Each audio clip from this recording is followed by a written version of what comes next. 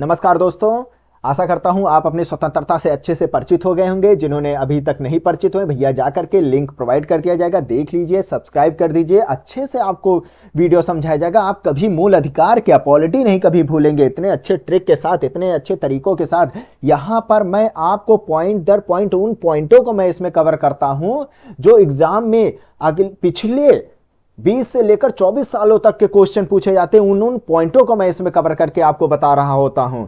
तो इसको ऐसे ही मत समझिए, बहुत मेहनत लगती है वीडियो बनाने में। सब्सक्राइब कर दीजिए प्लीज भाई बंधु लोगों। शुरू करते हैं आज की क्लास, बहुत इंपॉर्टेंट होने वाली है। शोषण के विरुद्ध अधिकार। अब शोषण के जो विरुद्ध अधिकार होता है, ये आता है अनुच्छेद 23 और अनुच्छेद 24 के तहत। इसमें बताया गया है कि शोषण के विरुद्ध कुछ मूल अधिकारों की बात कही गई है, जिसमें अनुच्छेद जो 23 होता है, इसमें मानव दुर्व्यापार, बाल श्रम आदि का प्रतिषेध किया गया है। ओके, यानी कि किसी भी प्रकार का किसी से बाल श्रम, बच्चे से बाल श्रम नहीं करवाया जाएगा। किसी व्यक्ति से जबरन बंधुआ मजदूरी नहीं करवाई जाएगी। पूरी स्वतंत्रता उनको है कि वो मना कर सकते हैं। अनुच्छेद 23 के तहत प्रतिषेध, यानी कि उनको इस पर संविधान के द्वारा रोक लगाई गई है। दुर्व्यापार पर, गलत तरीकों से व्यापार नहीं करवाया जाएगा। गलत तरीके से व्यापार नहीं करवाया जाएगा। होता नहीं, आप देखते ही होंगे, कभी किसी को अंधा कर दिया जाता है, लूला लंगड़ा बना करके उससे भीख मंगवाया जाता है, या जबरन उससे कोई ऐसा कार्य करवाया जाता है जो कि स्वास्थ्य के लिए अन्य कारणों से उसके ऊपर क्या बीतती है वही जानता है। बहुत ही ज्यादा दुविधापूर्ण कार्य होता है, तो उसके लिए संविधान रोक लगाती है अनुच्छेद 23 के तहत। अनुच्छेद 24 जो होता है, कारखानों आदि में बालकों के नियोजन पर रोक लगाने से संबंधित होता है। ओके, ये चीज आप याद रखिएगा कि कारखानों आदि में बच्चों के कार्यों पर रोक लगा रहा होता है। अब 23 वाला जो है, उसमें कुछ पॉइंटें मैं आपको बता देता हूं, जैसे कि दास प्रथा पर रोक लगाने की बात वो करता है। ओके, और बेगार तथा बालाश्रम की बात वो करता है। मनुष्य और वस्तुओं की भांति, जैसे मनुष्यों के वस्तुओं की भांति बेचा जाता है, खरीदा जाता है, उस पर रोक लगाने की बात करता है। स्त्रियों बच्चों के अनैतिक व्यापार जो किया जाता है, बंधुआ मजदूरी तो बता ही दिया, इन सब पर रोक लगाया जाता है। याद रखिएगा इस चीज को। और 24 में तो आप जान ही गए होंगे। ओके, अब इसके लिए जो होता है 23 के तहत जो होता है, एक बंधुआ मजदूरी प्रणाली उन्मूलन अधिनियम बना था। प्रणाली उन्मूलन अधिनियम बनाया गया था। किस सन में आया था? 1976 में बनाया गया था। और एक महिला एवं दूसरा क्या था, मैं यहीं पर मेंशन कर देता हूं, महिला एवं बाल अनैतिक व्यापार, बाल अनैतिक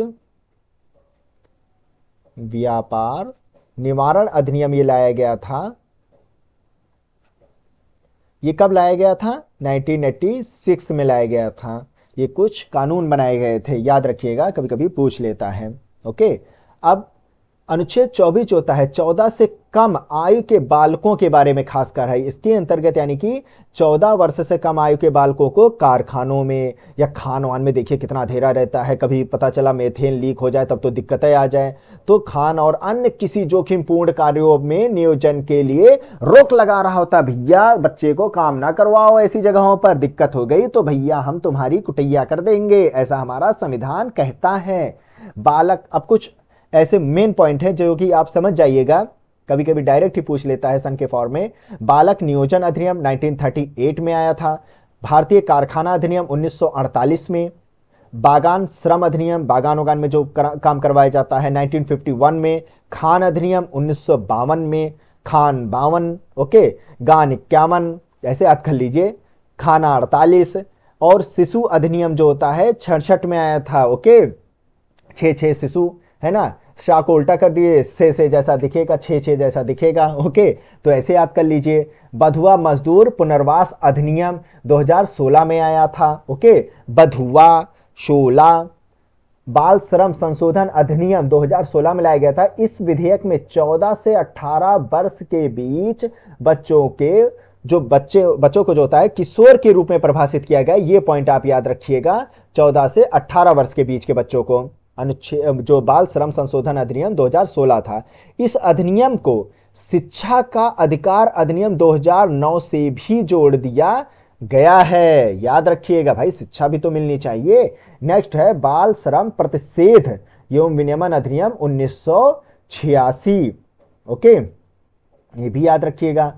तो ये कुछ अनुच्छेद हैं जो कि जानना आपको बहुत ज्यादा इंपॉर्टेंट होता है। नेक्स्ट है धर्म की स्वतंत्रता का अधिकार, जो कि मोस्ट इंपॉर्टेंट टॉपिक होता है। इसमें भी कुछ चीजें मैं आपको बता देता हूं। एसआर बोम्मई बनाम भारत संघ का मामला चल रहा था। इस मामले में पंथ निरपेक्षता को याद रखिएगा, जिसमें बात कही गई है किसी भी राज्य का कोई अपना धर्म नहीं होगा, है ना। तो पंथ निरपेक्षता को संविधान का आधारभूत ढांचा घोषित किया गया है। ये आधारभूत ढांचा तो भैया आज तक परिभाषित ही नहीं किया गया है। जब लगता है मूल अधिकारों का हनन हो रहा है, तभी ये आधारभूत ढांचा उसी समय अवतार लेता है। एकदम प्रभु जैसा है, अवतार लेगा, विनाश मतलब विनाश तो नहीं करेगा, जो दिक्कतें होंगी उनको सॉल्व कर रहा होगा। पंथ निरपेक्षता पर आधारित प्रथम प्रजातंत्र की जो स्थापना हुई थी, ये संयुक्त राज्य अमेरिका में हुई थी। याद रखिएगा इस पॉइंट को, पहली बार। ओके, अब हम कुछ पॉइंट इसमें बताता हूं जो कि अक्सर एग्जाम में पूछा जा रहा है। अनुच्छेद 25, मुद्दे भी चलते रहते हैं इसलिए यह अनुच्छेद बहुत ज्यादा इंपॉर्टेंट है, याद रखिएगा। अनुच्छेद 25 कहता है कि व्यक्ति के अंतःकरण और धार्मिक क्रियाकलापों की स्वतंत्रता देता है। ओके, उनको पूरी तरीके से मानने की स्वतंत्रता रहती है, अपने धार्मिक क्रियाकलापों को करने की पूरी स्वतंत्रता दी गई है इस चीज में। याद रखिएगा इस चीज को। अनुच्छेद 26 जो होता है, ये धार्मिक संप्रदायों को, जो संप्रदाय होते हैं जैसा कि रामकृष्ण मिशन मान लीजिए, है ना। अब क्या होता है, इनको धार्मिक कार्यों के प्रबंधन की स्वतंत्रता होती है। कि मतलब जो संप्रदाय होते हैं, होता नहीं है कहीं कहीं सम्मेलन आयोजन ये सब चलता रहता है, होते हैं वहां पर पूरा अनुष्ठान होता है, हर चीजें वहां पर उपदेश दिए जाते हैं। तो इन सब का जो कार्यों का प्रबंधन और स्वतंत्रता अनुच्छेद 26 के तहत दी गई है। पहले तो आपको अंतःकरण की और धार्मिक क्रियाकलापों की स्वतंत्रता दी गई, आपको धारण करने की स्वतंत्रता दी गई है उस चीज को। फिर आपको धार्मिक संप्रदायों के प्रबंधन की स्वतंत्रता, कार्यों के प्रबंधन की स्वतंत्रता दी गई है। और मेन चीज, पहले आपको टैक्स देना पड़ता था। कब? अरे मैं मिडवेल की बात कर रहा हूं, मध्यकालीन टाइम में। लेकिन अब ऐसा नहीं है। अनुच्छेद 27 के तहत धर्म की अभिवृद्धि हेतु करों से, किसी भी प्रकार से जो टैक्स होते हैं उनसे स्वतंत्रता की बात कही गई है। कोई टैक्स नहीं लिया जाएगा भाई धर्म की अभिवृद्धि के लिए, धर्म को बढ़ाने के लिए कोई टैक्स नहीं दिया जाएगा, मतलब कि आपसे लिया नहीं जाएगा कोई टैक्स। और अनुच्छेद जो 28 होता है, इसमें कहा गया है शिक्षण संस्थानों में धार्मिक स्वतंत्रता सुनिश्चित करने की बात कही गई है। ओके, कि कहां क्या जरूरी होगा क्या नहीं होगा। यानी कि अगर राज्य द्वारा उस पर कंट्रोल किया जा रहा तो भैया उसमें कोई भी धर्म की पढ़ाई नहीं करवाई जाएगी, क्योंकि सार्वजनिक हो जाएगा ना। बाकी तो प्राइवेट वाले में देखा जाएगा कहां कैसी किसकी जरूरत होती है, उस हिसाब से उसको चेक किया जाएगा। ओके, ये चीज इसमें बताई गई है, इस पॉइंट को आप ध्यान रखिएगा। और किसी को कोई भी धर्म मानने के लिए बाध्य भी नहीं किया जाएगा अनुच्छेद 28 के तहत। ओके, ये खंड 3 में उसके बताया गया है, उतना इंपॉर्टेंट नहीं है, लेकिन आप याद रखिएगा ये सब अनुच्छेद 28 के तहत ही चलता है। या किसी को जबरदस्ती पढ़ाया नहीं जाएगा कि नहीं भैया पढ़ो ही हमारे धर्म के बारे में, ये भी नहीं बताया जाएगा। तो ये था अनुच्छेद 25, 26, 27, 28 जो कि धर्म के प्रति स्वतंत्रता की बात करता है। नेक्स्ट है निशक्त व्यक्ति अधिकार विधेयक 2016। इसमें क्या होता है, निशक्त व्यक्ति जो विकलांग लोग होते हैं उनकी बात कही गई है, दिव्यांगों की बात कही गई। इनको अब दिव्यांग बोला जाता है ना।